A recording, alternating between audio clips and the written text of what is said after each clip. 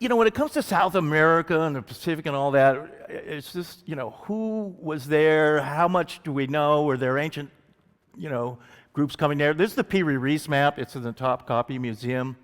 It's from about 1530. And it shows parts of South America that were undiscovered and parts of Antarctica and stuff like that. Piri Reis was a Turkish admiral. And he says right on this map, he says this is made from other ancient maps and stuff like that. And this is from one of our books called Maps of the Ancient Sea Kings. But it's very significant, this map, and Graham Hancock, of course, talks about it and stuff. So I was also, we saw this earlier of Churchward's map of like what South America was. There was an Amazonian Sea, he believed, and then which now it's just jungle and river and stuff. And then he believed too that like Tiwanaku and Puma Punku were somehow part of a canal. In Lake Titicaca, which I'm not going to really discuss that much in this presentation, but there are seahorses in Lake Titicaca. And Lake Titicaca is 13,000 feet in the Andes. Seahorses live in like shallow coral areas like in Indonesia.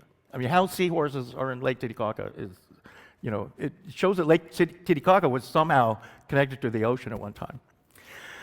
So when it comes to megaliths and stuff like that, and Peru has some of the best. This is part of Ollantaytambo.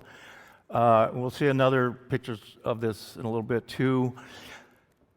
Here are these giant blocks of red granite, andesite, and they're just scattered around. They're perfectly cut. They weigh 80 to 100 tons or something like that, and they're just like scattered around. This is exactly what it looks like today. It's exactly how it looked during the Spanish times, and it's how it looked during the Inca times too. Just this, blocks that aren't part of any wall or anything. They're just like kind of scattered around and stuff.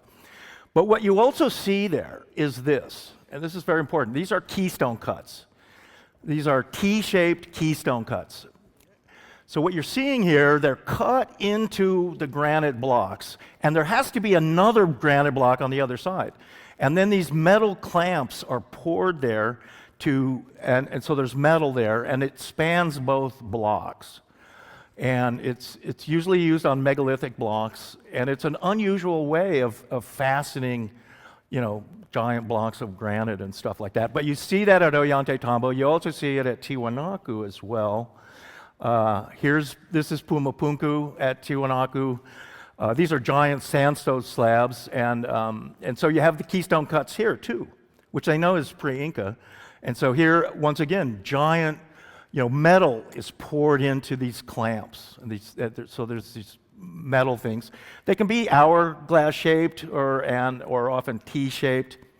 So now, because we're talking about the CAM and all the Pacific voyages, this is in Vietnam. Okay, this is at My Son.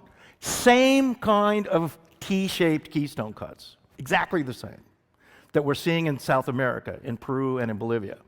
So that shows that whoever is making these keystone cuts in Vietnam, and they're in India, they're in Cambodia, they're in Java and stuff like that, they're the same people, and they're using the same techniques. And one of the CAM places is Cambodia, all right, and that's where Angkor Wat is. This is this portion of Angkor Wat.